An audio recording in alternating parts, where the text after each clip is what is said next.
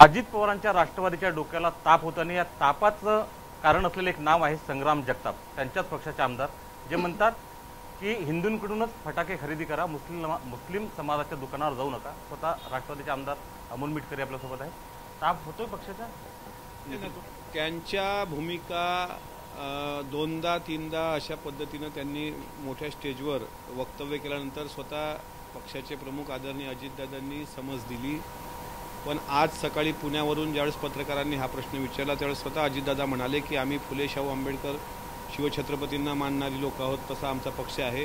आणि अशा प्रकारचं वक्तव्य जर दोनदा तीनदा होत असेल तर त्यांना पक्ष पातळीवर नोटीस दिल्या जाईल.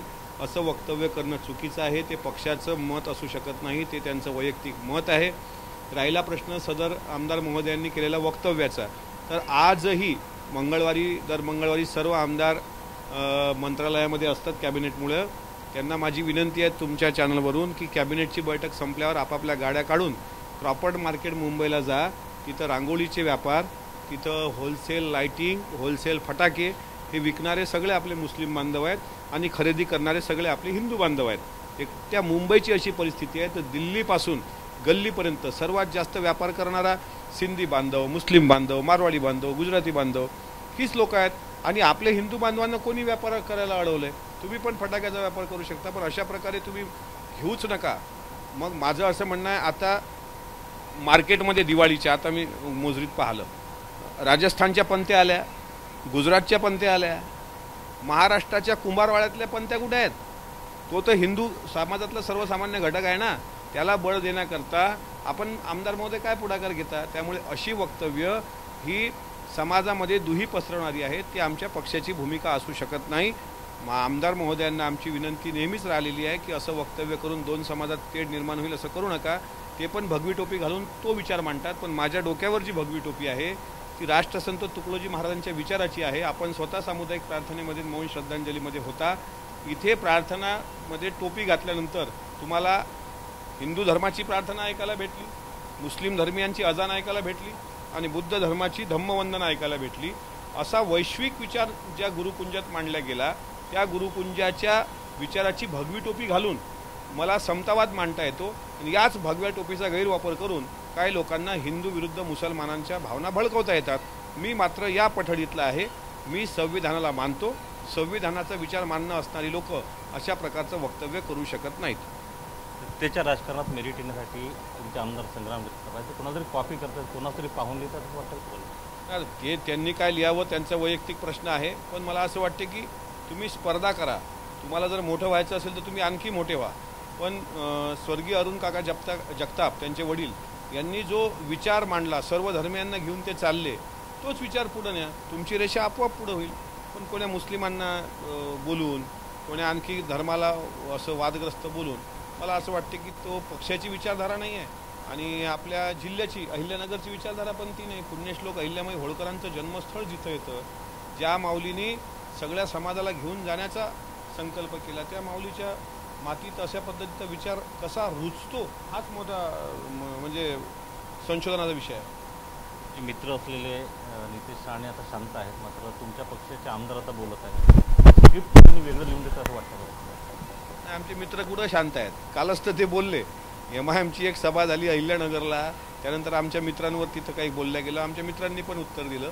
हे काही कोणी स्क्रिप्ट लिहून देत नसतं. प्रत्येकाला आपापल्या पद्धतीनं समोर असं काही मॉब दिसला, एखादी गर्दी दिसली, पटकन मग कोणीतरी काही बोलून जातं. पण तुम्ही बोलून जाता, तुम्हाला काय भेटतं? मी विचारा इथे गुरुकुंजातल्या लोकांना, तुकडोजी महाराजांचं भजन आहे भगव्या टोपीमध्ये, का छळता दुसऱ्या धर्मा, का यात मिळे प्रभू प्रेमा, कुणी नमाज आपुले पडती, कुणी ध्यान समाधी धरती, तुम्ही त्यास हसता निष्कामा, का यात मिळे प्रभू प्रेमा. तुम्हाला यात प्रभूचं प्रेम मिळतं का? तुम्ही मुसलमानाच्या नमाजाला हसताय, अजानाला हसताय, तुम्ही बुद्धवंदनीत हसताय. तुकडोजी महाराज विचारतायत हे. त्याच्यामुळे यांना प्रभुप्रेम मिळत नाही. ह्या अशा पद्धतीनं स्वतःचं नावलौकिक काही काळासाठी मिळवता येतो, पण त्या नावलौकिकामागं जर एखाद्या समाजातून आपल्या पक्षाची प्रतिमा मलिन होत असेल तर ते पक्षाला फार महाग जाणारी गोष्ट आहे. म्हणून स्वतः अजितदादांनी त्याबाबत आपलं जे काही ठाम मत आहे, रोखठोक ते मांडलेलं आहे. थेट सवाल आहे की त्यांच्यावर पक्षानं कारवाई करावी का? नाही, शेवटी तो निर्णय सर्वस्वी पक्षाचे वरिष्ठ नेते घेत असतात. मी पक्षाचा एक कार्यकर्ता आहे, एक आमदार पक्षाचा आहे, पण मी समाजामध्ये फिरताना मला असं वाटतं की आमच्या पक्षामध्ये सर्व धर्माची लोक आहेत. 10% विधानसभेमध्ये जे काही उमेदवाऱ्या दिल्या त्या मुस्लिम बांधवांना दिल्या गेल्या आणि अजितदादा जे आपल्या पक्षाचे प्रमुख आहेत, हां त्यांचा विचार असा हिंसक असता तर आम्ही मान्य केलं असतं की पक्षाचे प्रमुखच हिंसक विचाराचे आहेत. पण पक्षाच्या प्रमुखाचा अजेंडा परवा वचनाचा महामेरू म्हणून पुस्तक प्रकाशित झालं, ते पुस्तक वाचा ना. अजितदादांवर प्रकाशित झालेलं पुस्तकं वाचा. त्यांच्यामध्ये त्यांच्या परिवारात कुठं मतभेद जातीभेद देत अगदी पवारसाहेब असतील, दादा असतील, पण अशा प्रकारे विचारधारेशी प्रतारणा करणं मला असं वाटते पक्ष पातळीवर याची गंभीर दखल घेतलेली आहे. आमच्याकडून पण चुका झाल्या, आम्ही पण चुकलो, पण पक्षानं एकदा दोनदा समज दिल्यानंतर आम्ही आमची चूक लक्षात आल्यानंतर आम्ही शांत राहिलो. तसंच त्यांच्याकडून पण अपेक्षा आहे की ठीक आहे, झालं गेलं गंगेला वाहलं, पण आता तरी पुढं अजितदादा काय म्हणतात, अजितदादापेक्षा तर आपण मोठे नाही.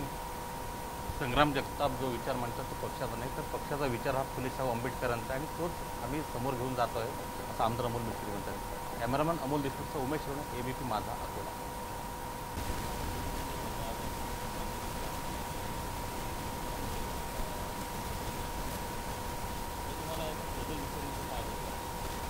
सत्तावन्न वर्ष झाली राष्ट्रसंतांना जाऊन. आजचा 57वा पुण्यस्मरण दिवस होता.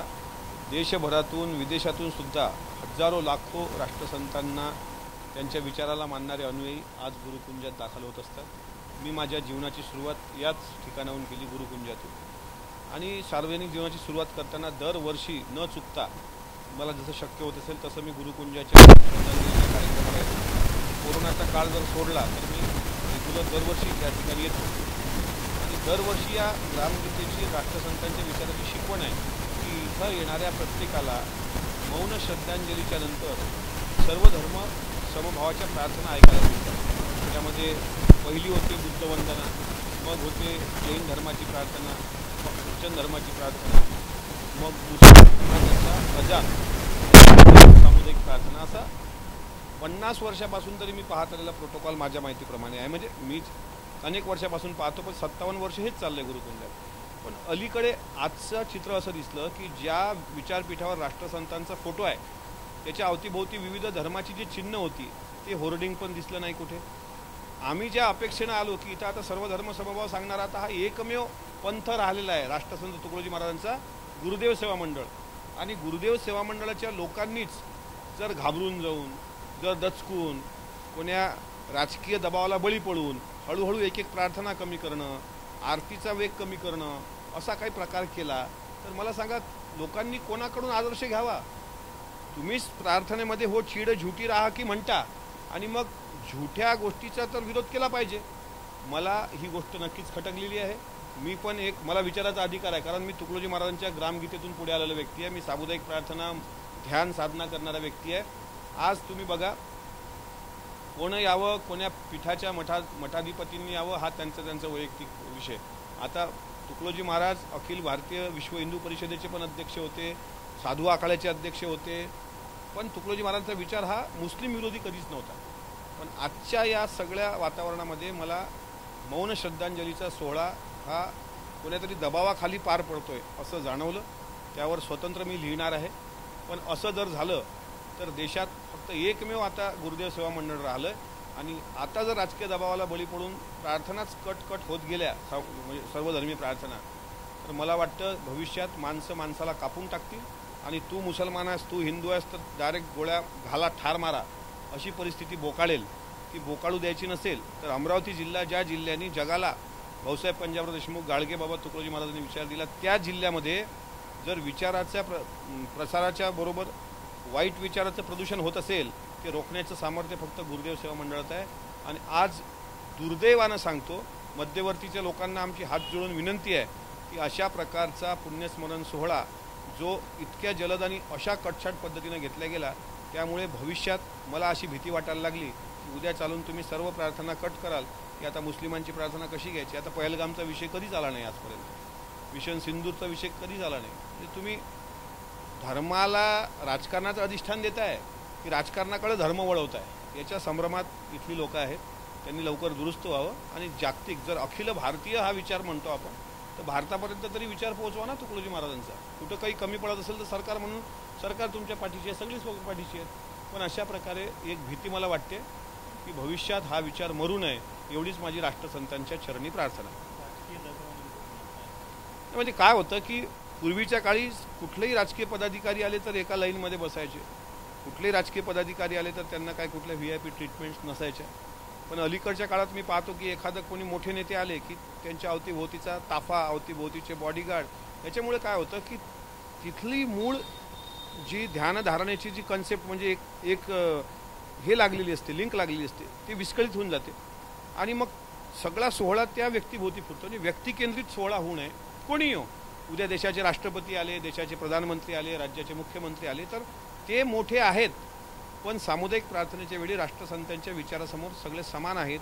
इथं कोणी तुम्ही जाऊन बघा बरं गुरुद्वाऱ्यामध्ये ज्ञानी झैलसिंग असू द्यात किंवा मनमोहन सिंग, हे तिथे डोक्याला बांधूनच नतमस्तक होऊन लंगरमध्ये सुद्धा लाईनमध्ये लागतात. हे शिकण्यासारखं आहे. त्या तुलनेमध्ये गुरुकुंजात आम्ही आता आमदार आहे तर आम्हाला बसायला VIP ट्रीटमेंट आणि सर्वसामान्य लोक बाहेर असतात, ते आम्हाला वाईट वाटतं. कुठला आमदार असतील, खासदार असतील, सगळे गुरुदेवाच्या दरबारात समान आहेत. त्याच्यामुळे कुठल्या राजकीय दबावाखाली हा सोहळा जाऊ नये अशी माझी एका गुरुदेव भक्ताची अपेक्षा आहे. ABP माझा, उघडा डोळे बघा नीट.